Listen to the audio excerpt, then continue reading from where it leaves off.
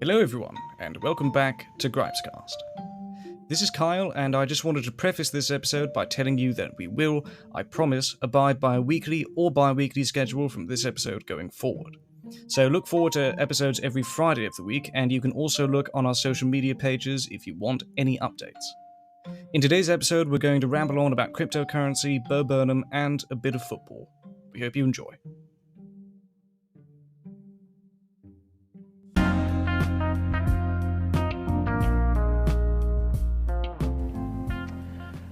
Okay, we're back. We are back. Yes. We're doing it. After 7 years, we're finally doing the podcast. It's been how together. long? Our last episode was in March 18. We've had a whopping series of 2 episodes before this, and we had to take a really long break. It got. Yeah. Okay. Okay. The So before we get any further, welcome back to GripesCast. Welcome back to Let's reintroduce ourselves because you guys have probably forgotten our names. I'm Franco. And I'm Johan. And I'm Kyle. All right. Yes. And we are GripesCast. GripesCast. Yes. We're off to a rocking start. Okay. Here. Well, I mean, we do have a lot of reasons why we've been gone for a bit, mostly because of it's summertime and we didn't anticipate being busy in summertime, but we were. But it's We also had neither here nor technical there, we're back. problems. We also had technical Yeah. problems because Kyle's laptop broke down, and that caused us a lot of setbacks. Yeah, honestly, the technical problems I feel like are the main thing. Yeah, probably. Yeah. And then after that, I think Franco did Franco have a problem? I forget. But it was mostly my laptop thing. No. But I remember Franco having not being able to. Oh no, it was Johan. Sorry, because of school. Yeah. Because of the Yes, school yeah, stuff. I did have school stuff around the first half of summer, and then my school actually is going to be coming back around from this day, around 2 weeks from now. Okay. But yeah. But we now have a schedule. We now have Yep. a set Yes, schedule. we now have a We're not gonna be schedule. lazy. Yep. YGS every Friday. We promise, guys. We promise. I mean, Jax Holmes is now doing them every Friday, so you know. Really? Yeah. Really? Yeah. He's brought it back. Yeah, he's brought it back. He brought back YGS. There's a new. The madman. He did a new format.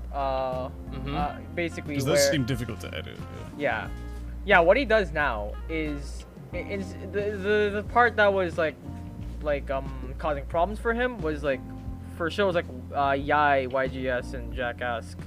A lot of his shows rely on user input, and it's not as fun filming those episodes for him when he's chosen all the answers and he already knows them. He I guess it's not as easy to get a honest reaction. Yes. He wants it to be Because spontaneous. he's already yeah.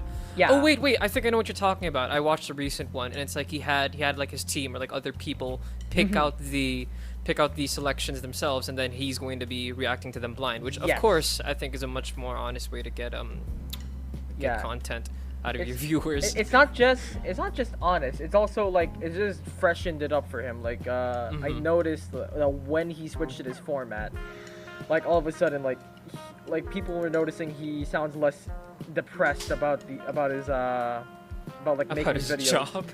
Yeah, and a massive example of this is Jackass. Before he ended Jackass. He made the final Jackass. A long time ago, yeah. Oh yeah, I remember that. Wasn't that a long time ago? Yeah. No, not really. It was early this year, and then suddenly. Oh really? Yeah, and then suddenly he tried out this blind format, and then he decided, he can put this in Jackass, and he did a Jackass with it, and it's a massive success. It works really well. So it made the entire format fresh for him. Yeah, it refreshed the channel essentially. When there's user interaction, that's always good, especially when you get to that level. Because he's OG, isn't he? Yeah. Jack Strums is proper OG YouTube. Yeah. Oh yeah. So yeah, I'd imagine you need a revamp for that sort of stuff. Yeah, he's one of those YouTubers who likes to freshen things up every once in a while. Anyways, yes. If this is indicative of anything, by the way, this episode we're just getting back into it. Yes. We're In fact, just that is taking it chill. That is gonna Yeah, likely technically true. be the title of this episode. Getting back into it. Roll credits. And there they go. Roll credits. There they Yeah, go. it's gone. It's over. All right. Thank And you for tuning into we've this screwed episode of it. GripesCast. I will see you next time. Okay. Getting No, back we into did it, prepare feet topics. Jack's We did. films. We Thanks, did Jack. actually prepare topics. We're not Yeah, we did. stupid. We did. Yeah. Well, we one are of- stupid, but Yeah, yeah. we're not that stupid. One of those topics is like, I guess we're gonna go around and like explain why we were gone for so long, like in more detail if possible. If you Oh, if you yeah, guys yeah. feel like doing it, I feel like we explained it enough earlier. Oh but, yeah, like, well we did. I don't know. Yeah, I think. uh, I don't know. I'll start. I got a summer job, which is always good. But that also actually got me into crypto, which is something that I never thought I'd be into. But I did actually get into that for a bit. Now I'm just kind of letting it simmer because I don't really know what else to do because it frightens me, and I don't know if I want to put more money in or I want to take money out. Just like no, just let it go. It's moving. So yeah, that's one of the main reasons why I wanted to get a summer job as well, just so I could like invest and stuff. But yeah, it's and also working. But yeah, Franco, what's up? Yeah, on the topic of crypto, I did want to talk about Axie, like the Axie Infinity. thing. Yeah, That's I an also wanted to interesting- talk about that. Oh, Actually, I get why Kyle's so afraid because to a level, to a certain extent, there's like a part of getting into crypto where it's really just more socially acceptable gambling. You're predicting, and then it's Pretty much. professional gambling essentially. Yeah, that's. Isn't that just the stock market as well? yeah, No, yeah. that certainly is the stock market. No, Yeah. crypto, if anything, is more volatile, and it's not Oh, as, yeah. not as set in stone as yeah. the stock market. The stock market Crypto is safe. more like gambling. No, yeah, crypto really is more like gambling if you were to compare it to the stock market. You don't. The funny part about crypto is you don't even require a proper ID as well for most of these websites. Like they just let you do it as so long as you have capital and like small amounts of capital. In Yeah. the stock market, you at least have to be official, but which is quite funny. It's like wow, it really just is the wild west of investing, which is again why it's frightening. Yeah, it's. But also why it isn't frightening to an extent because at the same time you don't need to have some sort of like magic formula to get into crypto or to get into stocks. You really just get into it. You don't let these people tell you that you need to study 4 or 6 years in this certain You don't need course to do just to that be able to anyway. understand stocks or yeah. You don't need to do that anyway. That's kind of the Yeah. that's the business of the business almost. You know, people trying to confuse investors, making them think it's more complicated than it actually is. Whereas realistically, you just have to make smart investments in things that you believe in. If you believe that this company is going to prevail because it has good product, then you're going to invest in it. It's a very simple formula, you know. So, whereas you know, if you're like Again, really complicated complicating with all it. these methods, you know. Complicating it benefits these people because that's something they can sell.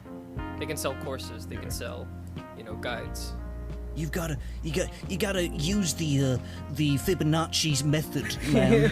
You gotta like you gotta invest only in stocks that are over 14%, bro. You have to wait. You gotta do until Warren Buffett's 14-step plan.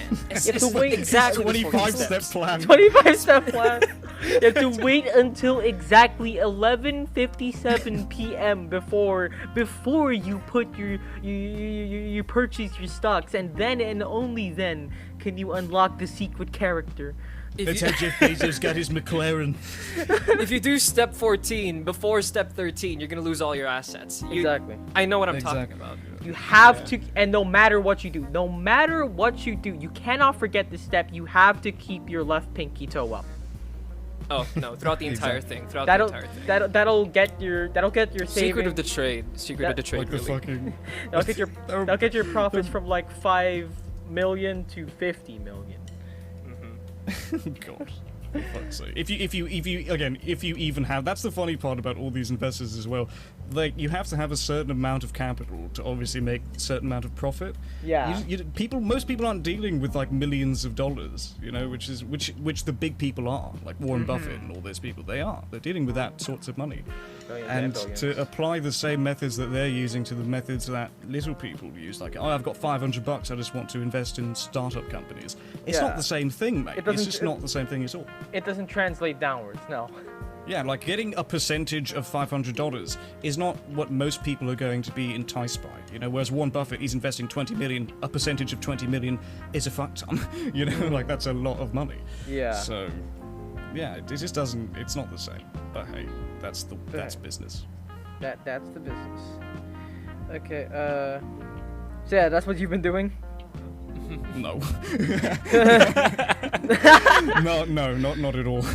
I mean, you do have to do research, to be fair, but I don't follow the, No, I mean, programs and stuff. I mean, like, that's what you've been up to, just, like, learning about that.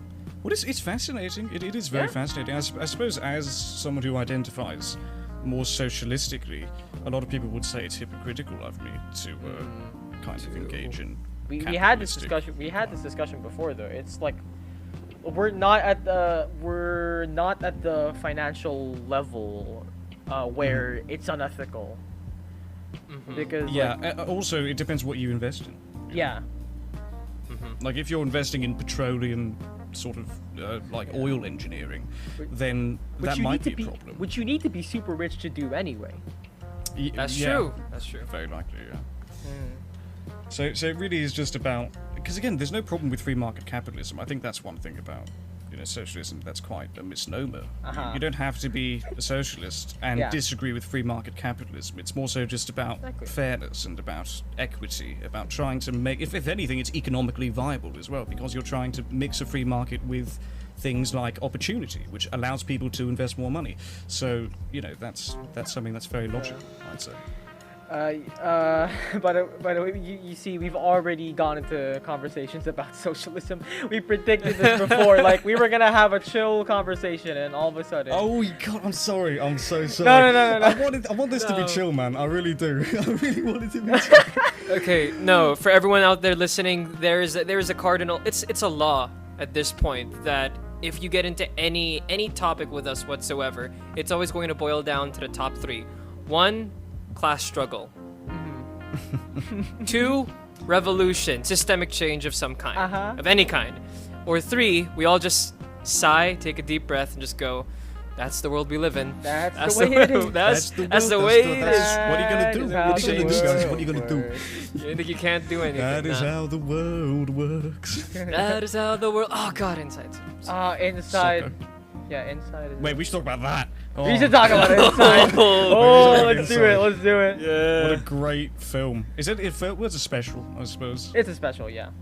It might as well be a film, honestly. That is like such a. It has the same emotional impact. Yeah, and it's like so creatively shot. I wouldn't classify it as a comedic film. Yeah, it's not a comedic piece by any means. No. It's definitely funny, but like it led to me questioning myself and my habits more than like making me laugh, which is man. Bo Burnham is just a special man to be able to do both of those things so well. It's just that's true. Insane. Juxtaposing comedy. I mean, that's the thing about comedy. I mean, that's why I say he's an absurdist, and that's one thing that like is so phenomenal about him, is that he manages to, because life is very funny anyway. It's very naturally funny if you realize how absurd it is and just how kind of mental the entire thing is. But like to somehow mix that with a lot of meaning, because that's what he does. That's what absurdists do. They realize that the true way life is, which is very kind of not pointless, but it's almost like indifferent, apathetic to who we are. But they put it in they put it in like a more digestible, like marketable format rather than just talking about it straight. Yeah, it's like Charlie Chaplin. Like he really reminds me of like a modern Charlie Chaplin, because that's what Charlie Chaplin did. The song "Smile," which is like smile even though you're dying, smile even though you're crying. Like it's very like viscerally deep and quite sad. But obviously he's one of the funniest people on earth, like Charlie Chaplin. You would think that. I mean, not anymore. He's dead. Well, he used to be. Well, damn it, Franco. I mean, oh yeah, go on. But Burnham, he reminds me of that because, again, he's very clever, very funny, and you have to be clever to be funny, but simultaneously he manages to put it in mediums, as you said, that are very digestible and that make us question, but also make us laugh, because that's the nature of life. And like make us sing along, because like it's not only making us laugh, it's making us like sing along. How do I explain this? I mean, yeah, music is just a very when you combine it's not enough that he's giving us like deep ass topics through comedy. He's also doing it through music, which is such a contagious form of media. I feel more so than a lot of other things. My little brother has been listening to tracks from Inside on Spotify for the past, I'm gonna say 3 weeks now. Nice. And there was this one instance where I was going back to bed. He was there on my bed because he slept on it, and he had his headphones on. He was already asleep, and it was playing "Welcome to the Internet."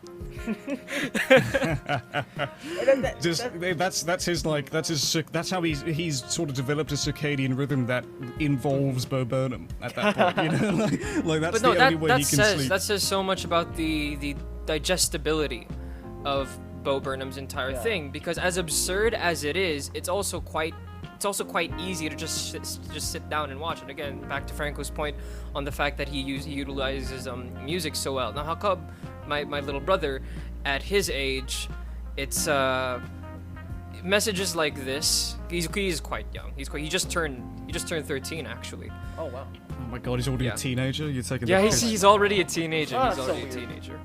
That's so. Oh, it is. I knew him when he was like fetus or something. But he was like 5. Yeah. Yeah. But no, my it's God, at he was this age where 5. he really like when you really start thinking about these things, and even if you're not yet at the level to comprehend or share your own experiences or thoughts into the fact that it's digestible for someone like him, and because of how repeatable it is to go over these things, it's just he talked to me quite. He doesn't have an interest in economics at all whatsoever, but because of that line in the Sako song.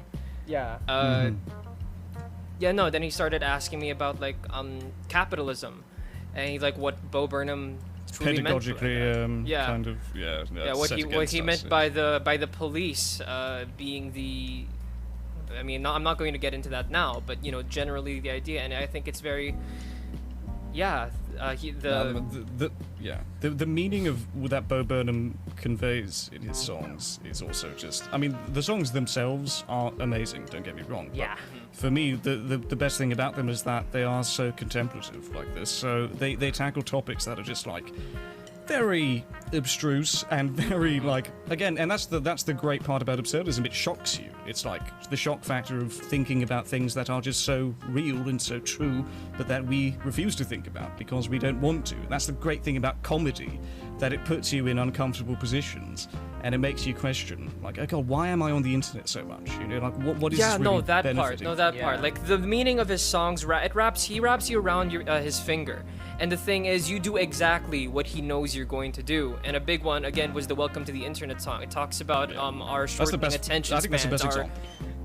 Yeah, and it's like you know the message he's giving, but right after listening, you're going to go you're going to go get out of YouTube and then go start scrolling on Twitter and Instagram, doing exactly what he knew you were going to do. Gus, there's this YouTuber I really like called Gus Johnson, and he made this video called "Most of Us After Watching Inside" or something like that, and it's basically a guy saying like, "Oh, Inside has taught me like so much about like the habits of today, like you know, reading like perspectives, giving me so many perspectives, helping me learn so much about like things, and like it made me feel bad about this, and I'm never gonna repeat these my obsessions with the internet, and like it's like screwing me up, and I don't want to be a part of that anymore." And then it just ends with "send tweet," because like it's just again, really we're laughing. It's encapsulated it. absurd, and that's why it's, to an extent, that's why it's funny. Yeah, exactly. Why, it's so raw. Like, why is boredom a crime? You know, because it allows us to think. We have no choice but to be alone with our thoughts when we're bored. Why is apathy a tragedy? You know? Yeah. Yeah. Why think when we can consume? You know, why sit when you can run? Almost. Reality is too genuine. You know, that's really the only thing it is. Reality is it's too much for us. So we have to distract ourselves, because what is worse than looking at the world clearly? You know, like that's Bo Burnham, and that's what he's essentially trying to convey there, which is extraordinary.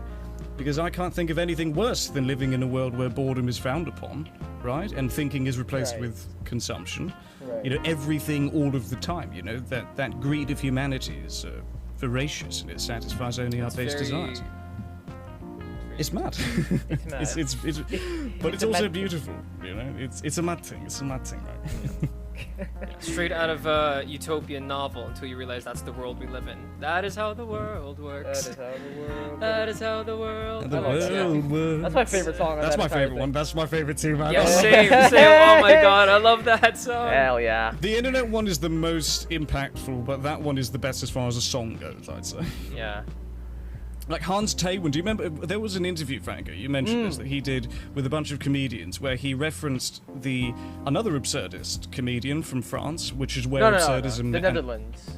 Oh, sorry, the Netherlands, yeah. But absurdism began in Middle Europe. It began in France, and existentialism too, stuff like that. And a lot of the comedians used to go into theatres like Moulin Rouge and do performances that were essentially just them saying what philosophers were saying, but like funny. And like Hans Taywin was one of them, and he had a sock puppet where he would talk to them, and the sock puppet would be really like same thing with Bo Burnham. He'd be really aggressive and mean and honest, and then he would be like, "Oh, that's not how it is. Oh, whatever, you know." And it was like, and that's where he got it from. And I'm watching that, and I'm like, "Oh, mate, this guy really knows his stuff. Like, he's not just a comedian for the sake of it, because he was once funny.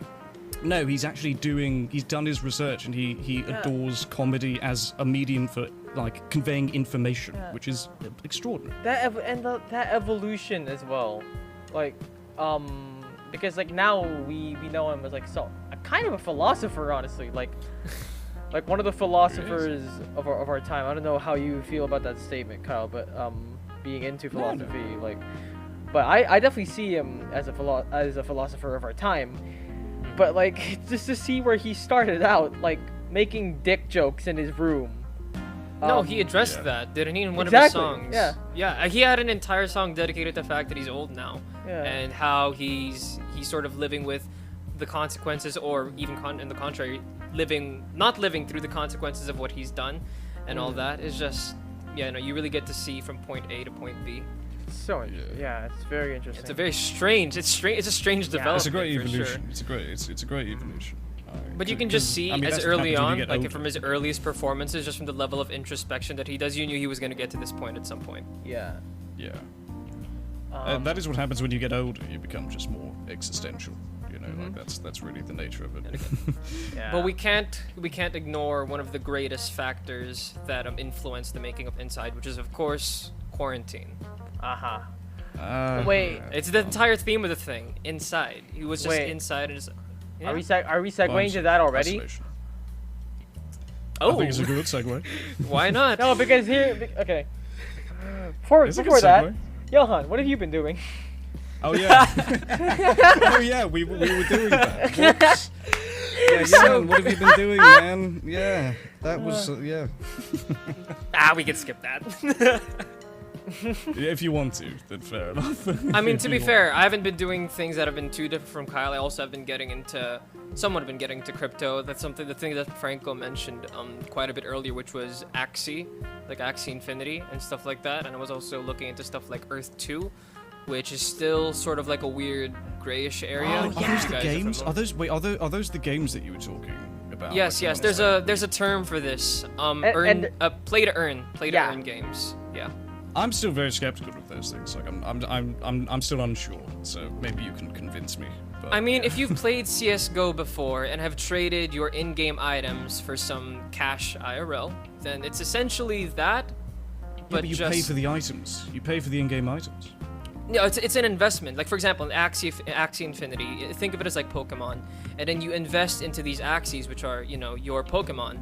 And what you do is that when you grind in the game, you get these in-game items that you just get from playing. And what you do is that you convert those in-game items into Ethereum, into actual cryptocurrency. Is it specifically Ethereum, or is it like, can you also do Bitcoin or whatever other cryptocurrency? You probably can, yeah. Oh, shoot. Okay. That's interesting. That's interesting. Again, I'm still skeptical because you do have to. It's still. I mean, same thing with crypto. You have to put money to gain money. That's sort of how it is. Well, I guess the fact that it's in a game makes it a bit more sus. Yeah, unlike plain old crypto, where you can just sort of put some money into it, leave it for a bit, and then and then get it back once it's matured. Happens. Yeah, once it's matured. In games like these, you have to actually take care of them, especially in Axie. Yeah. Like I have a friend who plays Axie a lot, and he's actually like he told us a story of like how like he was just malding. Like getting really mad at this game because his Axies kept missing, I guess. I don't know what that means. I don't know. Yeah, it is. It is a turn. Yeah, it is a turn. I know it's like a card game as well. Like you have cards, and those cards are like specific actions. Oh my you can god, attack it's with Yu-Gi-Oh! This card. Sort of. No. Yeah. You have these creatures on a field. Oh my god. And then you have these cards that you use to do certain actions. Can I get the gauntlet? Can I please buy the I have, You're gonna combine and get Exodia. Yeah, you're gonna combine Exodia. No, it's Axodia. Get it? Good one. Wow. Axodia. Whoa, comedy. And we've just lost the last of our viewers. There they go. Oh yeah, bye guys. Bye guys. Hope you enjoyed. But no, I got into crypto for again similar reasons. Things are quite tough right now in the middle of quarantine. But apart from that, again, I've just been doing school things. They're really surprisingly in summertime. You've been doing school things. Mm-hmm. Yeah, that like surprised me when you said that you were free from school, and we were like really happy because like we get to like hang out more regularly again. But then you were like, oh, I have this work to do, and I was like, oh. If anyone out there listening, if any of you guys there are IB students, then you're gonna have a rough idea generally of what I was trying to do over the summer. I was an A-level student. I never had to do work in summertime. Oh, well, we IB students are notorious for shitting on A-level students. Oh. You guys have a fucking week of exams. We had a month. Okay, so bun off. I'm in the American school system now. I have no place in this conversation. Mate, you are on a different stratosphere as far as we're concerned. The American school system. Oh, mate. Yeah. You're lucky, you bastard. You're lucky and unlucky at the same time. Yeah. I guess, because it is quite But no, simple. there is something I want to talk about that is somewhat school related that I think you guys are also going to get. But like, so for IB we have like the final exams, and that's what's going to determine our final grade, which is what's going to help us get our diploma and all that. But because of the quarantine, internationally, they've had to toss the exams, or at least for some schools in some countries. Here in the Philippines, they, as far as I know, for the coming year, they may not do the exams in person, and that's a big problem because the IB and likely every other curriculum in the world, it isn't designed for quarantine. It isn't designed for the pandemic. And so what's been happening, and this is what I've been experiencing with my seniors, the ones who have previously graduated, which is that they took the non-exam route, and that screwed their grade over. They base it on GPA instead. Yeah, they base it on things you've done within the year. And some other things like teacher. I think it's also subjective. Like some teachers, like they can at that point, since they're taking on exam, they could, if they wanted to, make a student's grade a bit higher or a bit lower without any good reason, and it would still fly through. I mean, let's be honest. The advent of the pandemic has affected every curriculum on planet Earth. Yeah. I'm just saying that's how it's affected. No, definitely. That's what I said earlier. It's affected everyone, every student, and I think this is just what I've been experiencing, and it's also sort of why I was working, quote unquote working. I was like really studying and stuff over the summer because I wanted to prepare for the worst case scenario, which is if I don't take the standardized exam at the end of my 2-year course, which I likely won't. So that's how it's been affecting me. But one of the things I'm very frightened of is going to university when or if this is still going on in this country, and which a lot of our friends are doing. Actually, a lot of our friends have applied to universities, and some of them have got into the ones they want, and they're probably going to go to school to university online. Like, And to me, as someone who has been in anticipation of university and had this sort of starry look in their eyes about like going to the classes, and I've lectured at many of these universities before. They're very good universities. That whole experience is going to be stifled because of the pandemic. Like in this country at least, because in other countries I understand it's probably better, but in the Philippines it's still very, very bad, and everyone's very, very skeptical still. So it's astonishing just how pervasive it is. This how it's affected the entire educational curriculum. Yeah. Let's just sail to New Zealand. Honestly. I agree. To be honest, I completely agree. Screw this, mate. I'm going to Hobbiton. Let's leave. Let's go, man. Let's waltz back I'm into going the to Shire. Hobbiton. Please, I'd rather go to Mordor. But yeah, that's all I've been doing. Okay. Franco, do you have anything to say? To continue the crypto theme, I've been researching about crypto and wanting to get into crypto, but I don't have any money to get into crypto because it's my fault because I keep spending my money on food. Dad's gonna be listening to this. I'm sorry, Dad. That's where it's been going. I think he knows. Frank. Yeah, no, You don't need to definitely. hide it. Yeah, no, definitely. Without I mean, a like, doubt. what else would they be suspecting Yeah. if, like, when, like, it's like 10 p.m. and they hear He's like the buying gate tapes. opening. He's buying duct tape, lots and lots of duct tape. Like, where else would it be going? It's Franco. It's probably going to food. Yeah. But what I've been doing, I've just been, okay, in the,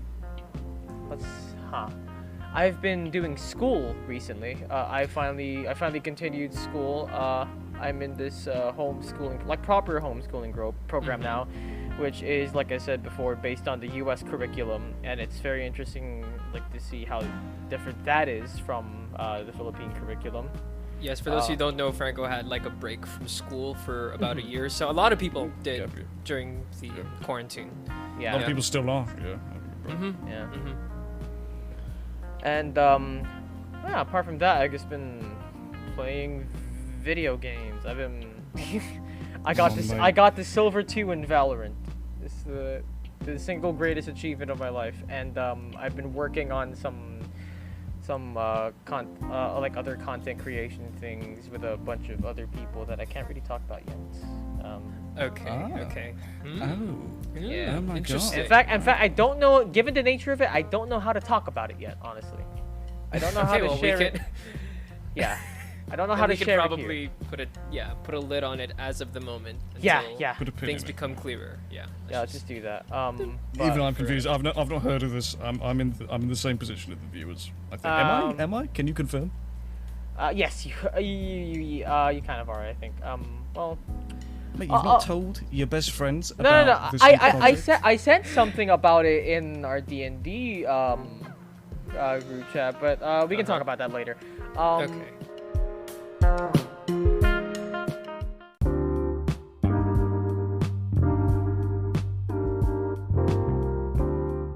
Anyways, Okay. one thing that all three of us have been doing is watching football. Ah. Oh Segue. yeah. Segue. We've made Johan a footballing nerd. It's happened. That's what we've done.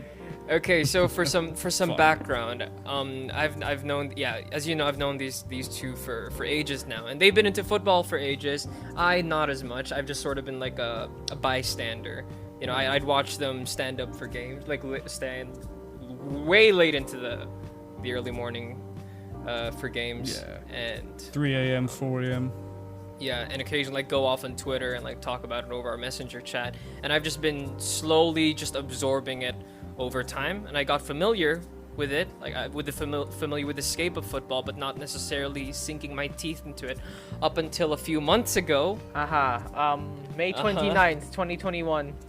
You remembered the date. You marked Yes. it on your calendar. It's a May 29th. commemorative date. Dude, if I were allowed to Yes. if I were allowed to get tattoos, I would tattoo it somewhere. Honestly, that is the best night of my life.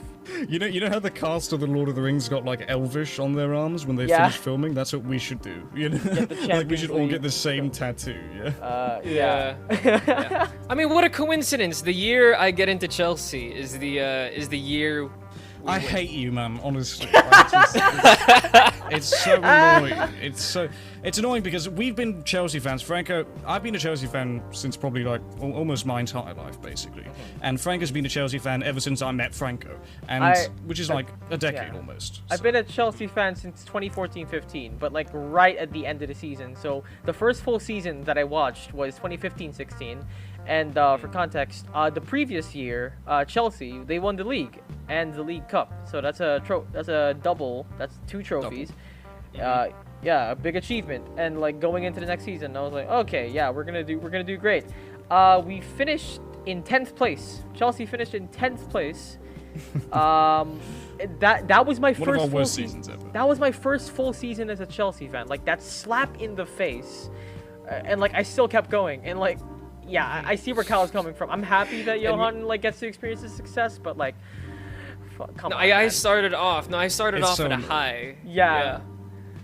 His first season watching Chelsea, we had the biggest achievement, basically, or one of the biggest achievements in our history as a football club. Yeah. Like, he's so spoiled, it's actually annoying. Whereas me and Franco here, like, being fans for basically our entire footballing lives, and having experienced very minimal, we've had, I suppose we've been fortunate as fans that we have had a lot of success, but not as much as what Johan's experiencing in his first year of being, it's not even been a year, it's been like 6 months. Yeah. Yeah, it's been half a year. It's been half a year, okay? It's been half a year Pretty being of a... He also saw England get to the final of the Euros too, which That is too! the That best too! we've ever done. It's so, I don't even, I mean, good on you. It's just my luck. It's just basically, if you want your sports team to do well, tell Johan to support it. Just get me into it. Just get me into your club. Yeah. And, I'm a guaranteed lucky charm. Yeah. Kyle, you want your what was it? Where did the Raiders play again? Las Vegas. They used to play in Oakland, and now they play in Las Vegas. Yeah, if you want your Raiders to do well, just get Johan into that. They'll win the Super Bowl within a season. Yeah, God, I experienced a lot. Yeah. No. You're very lucky. It's because I bought you that. No, this is all. Go? Oh yeah. That too. I got to experience that my first few months getting to Chelsea. I guess there was that bit of heartbreak, and then there was the FA Cup final. Which was kind of painful. But everything is eclipsed by the Champions League, though. That was the biggest achievement we could have done that entire season. So. I'm going to take a lot of credit for this because I bought you a Chelsea kit, right? And that was the beginning of the success. So you're welcome. Yeah, sure. You steal are wholly credit. welcome. Steal the credit. Steal the credit. The Chelsea kit does it. It does wonders, mate. It does wonders. Honestly. I mean, it didn't really do wonders. Speaking of kits, by the way, imagine how many people are going to now be buying PSG kits, including me. Oh, you're getting one? You're getting a Messi kit? Mate, yeah, of course. Without a doubt. Without a single doubt. I love the PSG kits anyway. I was probably going to get one anyway. Nice. So if Messi Messi is at PSG. Now that Messi's at PSG, of course I'm getting a kit. Yeah. Messi's at PSG. Yeah, we have to talk about that. Yeah, we have to talk about that. Yeah. It's so weird not seeing a 10. So weird not seeing... It is very weird. Why number 30? I don't quite get that. That's the number he started off with, I think. Yeah. But, first few years at Barcelona, he wore number 30. Then he went to a 19. Then he went to a 10. So I guess it's something like that. Next season he's gonna be wearing a 19, and then he's going to kick Neymar out of the club and take his number 10. That's my prediction. I'm just saying, right. Eat a soul. Yeah. I'm just saying, right. Pochettino is a flop if he doesn't win every single trophy in the entire world. Ishbian League Cup. If he doesn't win the Ishbian League Cup, he is the worst manager of all time. Look at his squad. His squad. It's ridiculous. Right. He has it's crazy. God. Sergio Ramos. Yeah, Sergio Ramos, yeah. Donnarumma. Gianluigi Donnarumma. Gini Verratti. Wijnaldum. Verratti. Oh, yeah, why not? Di Maria as a substitute. Backup. Di Yeah, Maria's backup. on Di the Maria, one of the bench. best forwards, yeah. And then the front three is Neymar, Mbappe, and Messi. It's Right, it's M&M's. just- M&M's, they're so tasty. Messi, Neymar, Mbappe. That's the best on paper. That's the best front three Yeah. of all time. I would It say. it eclipses MSN, which is kind of Yeah. crazy to think because MSN was It on paper though, not On in paper. reality, because let's on see how it paper, goes. yes. I mean, it's also the fact that Neymar and Messi are kind of at the twilight. Well, not twilight, but like the nearing the end. Yeah, Messi Whereas more so, Mbappe is like quite the opposite. Yeah, Messi more so. Whereas Mbappe is like still very early on in his career, so they're not really yeah. peak. MSN was peak of all of them, so that's Yeah. the difference. It sort of looks like an FPL team. It really does. It It looks really like does. fantasy. It looks like fantasy football. FIFA, Yeah. like this, it's my ultimate team. Yeah. You know? Like FIFA, yeah. EA made a joke that like PSG, or like, oh, should PSG be our first six-star team in FIFA? And like honestly, maybe. Like, yeah, at least 5.5 stars, because Jesus that Lord. is crazy. If they don't win the It's really Champions crazy. League, it's kind of over. No, for if they them. don't win every trophy, if they don't win every single trophy, I'm Yeah. telling you, that squad is so good. If they get Conte, right? Because I rate Pochettino, but if they get like because Pochettino's not really won a lot of stuff, so I'm still Mm-hmm. quite unsure about him. But if they get into like a manager like Conte, then it's over for everyone. That's the true. Champions League, just give it to them. Just hand it Yeah. over, you know. They wouldn't do that though, because Conte is a very defensive manager. But yeah, I see Oh, what yeah, you that's mean. true. You know what I mean? Like someone who's a serial winner, like Ancelotti maybe, or like a serial winner. That would be. Oh my, Extraordinary. nah, Ancelotti at PSG, with his brand of attacking football and that lineup, no, it's over. It's actually over. It's actually we might the rest of us might as well just I'm give so up. glad we won it. I'm so glad we won it Yeah, last year. I'm glad we got it out of the way. Yeah, just before all of this happened, Chelsea won the Champions League. Oh, easy. Good stuff. Easy. Now we care about the Premier League, and PSG aren't there, so thank goodness. for Yeah. that. However, Barcelona. Should we talk about Barcelona? Just how terrible. Yeah. They are in Like a it bad really way. is a travesty. It's a travesty what happened because Messi. I mean, I think we all agree Messi's the greatest player of all time. Yeah, and I'm not sure if you agree, but you should. Messi's the greatest player of all time. I mean, come on, he's the greatest. Come on. Yeah. Okay. To let him go, and not only that, but Messi was willing to take. People tend to forget this, but he was willing to take a pay cut of like more than 50%. Oh yeah, I remember. Yeah. Yeah, so it had like. It's not even the fact that he wanted money or he wanted to go to PSG merely because they were very successful. Yeah, he doesn't need No. the money. Yeah, look, I Yeah. mean, exactly. He's a multi. He said for multiple lifetimes. Yeah, no, he was in it for the club. Yeah, they literally have a museum of Messi in Barcelona. Just Messi, not even just Barcelona museum, a Messi museum, Yeah. which is astonishing. It's It's the end of an era, man. Barcelona are in a very bad way. It's not just that their best player of all time has left. It's also the fact that they spent so much money paying him and his superstar teammates over the past few years that they're in debt. They are entirely broke. Did you hear that they have to? Well, there's like this news about Barcelona's payroll. Like some like financial stuff they have to clear up before they can even register the new signings that they made. Yeah. Let me see. Let me try to look for it. I mean, they've been so careless with their spending over the past 5 or so years. I'm not surprised. Well, they bought Griezmann for 100 million. I think they bought Coutinho for 100 and like how much was it? 120 million, something extraordinary like that. They've been so careless with their funds. I'm not even surprised anymore.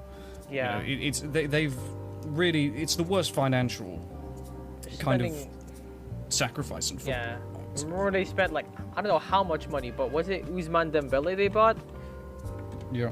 They bought Ousmane Dembele for like, oh gosh, how much was it? I'm looking. I'm searching. It's like 105 million euros, plus 40 million in add-ons.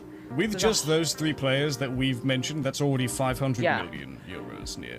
And, like- near 500 million euros. And like you think with that much money, like he should be replacing both Messi and Neymar, but no, he's done nothing. He's done nothing. I can't even. Same he's thing got- with Griezmann and Coutinho. Yeah. None of them have been very successful signings. Yeah, they just. Ansu Fati and Pedri are better signings than. Yeah, and they than came from the Griezmann and youth Dembele. team. I think Pedri Yeah. came from the youth team. Pedri did. Yeah. Yeah, I don't know about. I think Fati did as well. Did he? Oh yeah. He's very young. I think so as yeah. well. Oh my god, I'm looking at Wikipedia right now. My god, they're so young. How are they only a year older than me? They're my age. How do you think we feel? They're Yeah, me no, I and mentioned that Johann's to age. Kyle before. Yeah. Like, look at yourself in the mirror, and then you look at them. Yeah, what do they do? These guys are earning millions of pounds every Yeah. week, and we're just here like fucking making a podcast, you know? Like, Oh well, we each contribute our own little bit to this world, you know. To this dirt man, rock getting into hurling crypto. through space. Yeah. fair enough, man. Fair Yeah, enough. well. Well. Oh We'll yeah. have our opportunity. It's fine. They're footballers, right? So they're having a lot of inward success, but we're trying to contribute outwards. You know, we're giving people entertainment, right? Yeah. We're giving people entertainment. We're At least I hope we are. Johann's likely going to be an engineer, so he's going to do something impersonal. I'm trying to be a Yeah. writer, so I'm going to do something impersonal. Franco, you're going to be a businessman. You can help small businesses and fucking invest in crypto and stuff. Boom. Aha. Outward Yeah, help. okay. Whereas these guys, Yes. completely selfish Functioning- bastards. Yeah, functioning members of Bunch of society. bastards. Yeah, let's just forget that they also give us entertainment. Yeah, because football isn't entertainment, apparently. What Yeah. do you mean? It's a life. Yeah. Roy Keane. Football is life. Roy Keane mindset. Yes. If you're watching football, It's a war. It's a battle. if you're watching football for the entertainment, there's something deeply wrong with you, according to Roy Keane. Yeah, if you're not punching It's that people Roman on the mindset. pitch. Isn't it? Roman mindset. It's the it's a classical mindset. I would say it's very, very Ah. classical. Uh, Almost Spartan in its stoicism. You saying Spartan reminded me of Kratos for a second. Oh, I'm I- playing the God of War. it's a fantastic segue. Ooh. How like how is that Wait, no, game? I'm know not I sure. know you told I'm not me. sure if I wanna. I'm not sure if I want to talk about like the story as much because I want Kyle to play it, and I think for a game like God of War, I mean, the story is one thing, but it's really the character. No, definitely Kratos. It's such a The weird dynamic, juxtaposition. right? Sure, Yeah, the the dynamic between Kratos and like Atreus, and seeing his development from the previous games, because the previous games you see him slaughter an entire pantheon. They had to move father. to the north, to the Norse mythology, just Five more because gods he's to killed. Yeah, just they ran out of gods yeah. there in Greece. Yeah. They did. He killed all. Not only did he kill all he killed all the Titans as well. I think. Yes, he the killed, Titans. Not all the gods. I think he Kronos left a and few all of gods. that. Like he left like Aphrodite and some other. Well, some of other course he left sacrifices. Aphrodite. Yes, why? Yeah, it's I great. mean, it's great. Yeah, of course he did. But it's seeing a man so stoic, and it's something that resonates with me personally, which is seeing this this parental figure sort of work through processing their own emotions, especially someone like Kratos who slaughtered his previous family, and him trying to start a new one. It's so touching. It's so touching, and you can see his internal struggle. A lot of It's- people you say really it's, need to it's play the it. best game of all time. Yeah, so I'm not surprised you enjoyed it so much, and it really does. Like the graphics as well. It looks like a very beautiful game. Besides just how the story is, it looks marvelous as a game, just as a next gen. Well, I suppose current gen game. So yeah, I'm definitely gonna play it if you send it to me and you stop being a lazy bastard. Yeah, I will stop Johanning. I will eventually get to that. Yeah, but yeah, I agree that the game is definitely beautiful. However, I feel like I've been spoiled for the past few like games before, because right before playing God of War, Oh, I was yeah, playing Ghost of Tsushima. Tsushima, and oh my god, Ghost of Tsushima! All I would do is is I'd go around and I'd take photos left and right. Like I'd be raiding a bandit camp and then I'd freeze mid sword slash just to take the most picturesque That is blood spill. One thing about Tsushima that's so good, besides just how accessible photo mode is that it's the way when you sword fight, I don't, it's not embers, but it's almost sort of like metallic slashes and swings and the friction that comes from metal slashing. There is actual sort of offshoot of that and like little sparks that come out of it. And it's so beautiful. It's such a beautiful. The parrying, the blocking, it's so wonderfully polished. Like Ghost of Tsushima from a graphical perspective. The leaves in that game. Yeah, from a graphical perspective, from a graphical standpoint, and the OST as well. I love the soundtrack of Ghost of Tsushima. Wonderful ambience. It's such a polished game. And I feel like that spoiled me because going into God of War, I definitely did enjoy the environment. It was a very pretty game, and it was also a really good juxtaposition from Tsushima. But that wasn't my main focus for God of War. For God of War, my main focus really was Kratos and him navigating through fatherhood and coming to peace with his past. There was one sequence in, I think it was in the trailer that I saw, where you fight a huge serpent in the ocean. Surely that must have been quite surprising or like beautiful and magnificent. Oh, definitely. Right? No, I'm not saying I haven't had like my breathtaking moments in the game. This is a minor spoiler for you, Kyle, but it's not story-wise. It's not a story-wise spoiler, but you are going to be fighting some giant things. It wasn't just a serpent. There was a part midway through the game. It's God of War. What do you mean? I know that. Yeah, but there's like this huge giant, and it's just. God, no, I'm gonna be sending it. Press to you square, press circle, press triangle. So quick time event. Yeah, quick time event. Square with Atreus. Are there still Circle, any circle, quick circle. time the first God of War that I ever played was on the PSP. If you can believe it. No, and I forgot same. which What was one it? it was. It was, I think, the one for me. I had like Sea of Thieves. So I'm gonna look it up right now and make sure that I. If I see the graphics, then I'll probably know. But all I know is that it was on the PSP, and the QuickTime events were so cool, and I was baffled. Like that was the peak of video game interest at that point. Is playing God of War on the PSP was elite. Okay, wait. I think I have the wrong name. I remember. It might have been 3 or 2, like one of those ones. I forget. Franco? Valorant?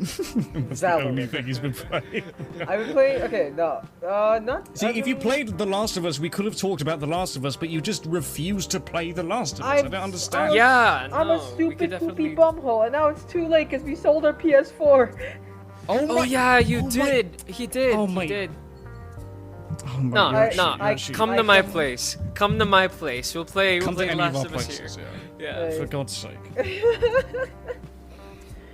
I moved my chair back for that, just for reference. For how, like, when you told me like you sold the PlayStation, I just recalled that you sold your bloody PlayStation, and you didn't play The Last of Us. Family needs the money, okay?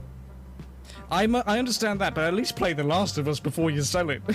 You had time. You're gonna hate me for saying this, but I was planning to. Yeah, well, I was planning to. Next year. Yeah. Kind of like how we were planning to record an episode for months and months. Yeah. Well, planning is not our strong suit, that's for sure. Yeah. We're better at doing God of War 1. planning. It was God of War 1. Okay. Oh. The first one. Okay, yeah. I can believe that. Yeah. The first one definitely would have been on the PSP. Okay, here's one game we can all talk about though, now that we've all played it, and it's Red Dead 2. Oh yeah. Yeah, Kyle, how's Red Dead? That's the game how's that well, it's amazing. You know, it's an absolutely wonderful game. I mean, the photo. I have a similar thing with the photo mode too, but the photo mode in Red Dead is so inaccessible. Well, it's not inaccessible, but it's not as accessible as Tsushima, where I literally had to wait. I think 2 hours, maybe 3, just to get like the perfect sunset next to this tree that I wanted to get. You can't fast forward the time. Yeah, you can. You cannot. No, you can't. Yeah. In fact, you can't even look at the time. You have to like get a stopwatch out to look at the time. The time isn't just there on the bottom left, like in the HUD.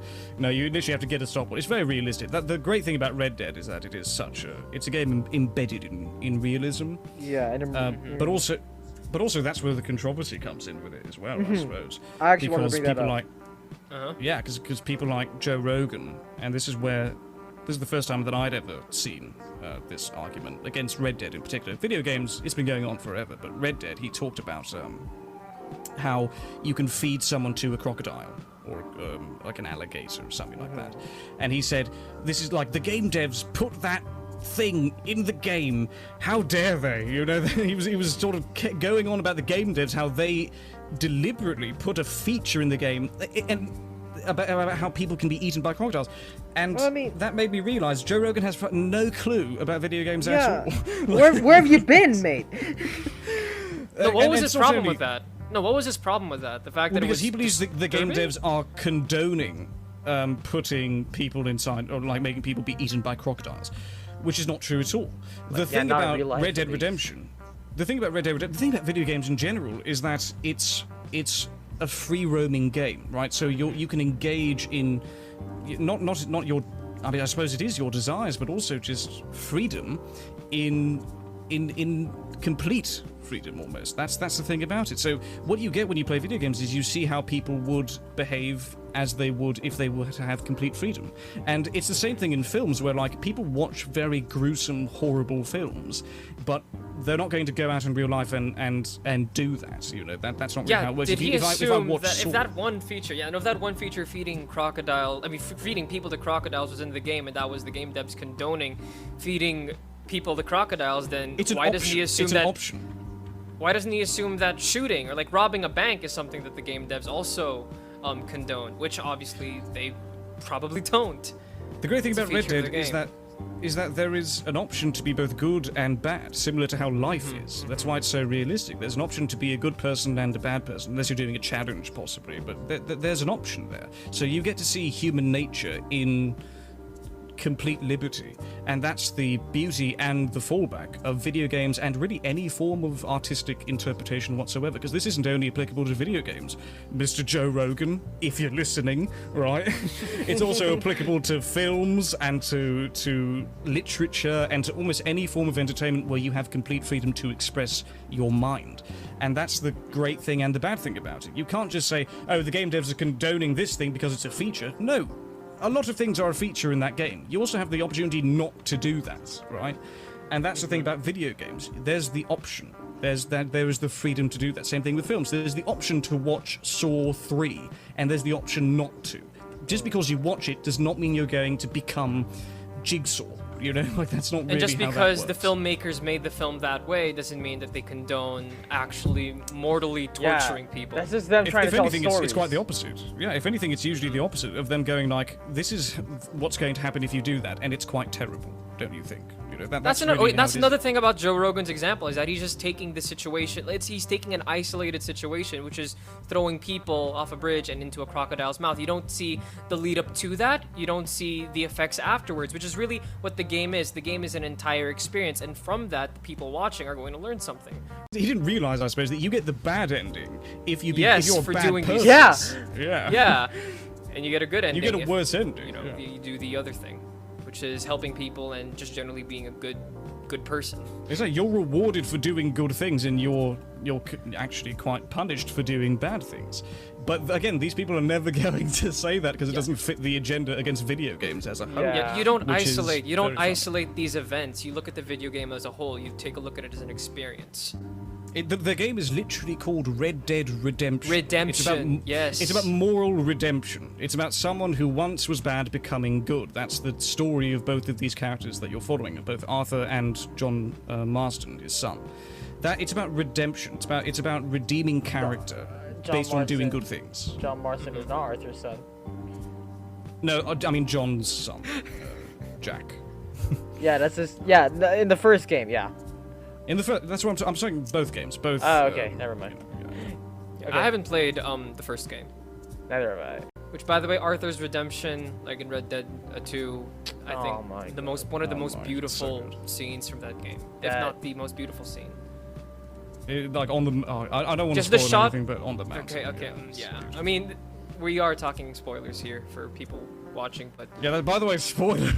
Yeah, we should have said this in the beginning. Yeah, honestly. Oh, PSA. By the way, now that we've said it. No, it's too late. It's too late. Well. Just play the He dies games, on a just play mount. the Yeah, games. he dies on a mount. No, wait, don't say it, Yoda. What? Don't say it. We said No, we spoilers. already said it. No, we said spoilers. No, I We said, said oh, no, spoilers. I didn't say anything about dying. I didn't say We said spoilers. We said spoilers. Look, we said spoilers. We gave the warning. Oh We gave the warning. We're my following Look, it through. look. We gave the warning. We're following it through. Arthur dies on the mountain, but it is the most beautiful part of that game, in my opinion. Yeah. I mean, okay. I didn't expect him to actually divulge exactly what happened. I might have to beep that out. No. We're just gonna have a few spoilers. You know, just nothing major. So, anyways, Arthur dies. No major spoilers, guys. No major spoilers.